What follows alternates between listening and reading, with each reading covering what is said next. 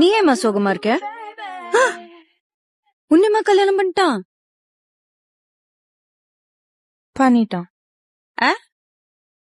உன்னை கல்யாணம் பண்ணிட்டான், என்ன பண்ணிட்டான்? ஏன் எதிர ரெண்டு பாப்பா கை வச்சா என்ன தப்பா? இவன் என்ன இன்ஸ்டாகிராம்ல ஒரு மாதிரி இருக்கா, நேர்ல வேற மாதிரி இருக்கா?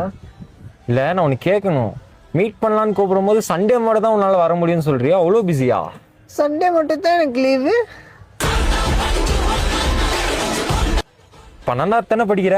8ஆவதுடா. 8ஆவதா? போரி போரி.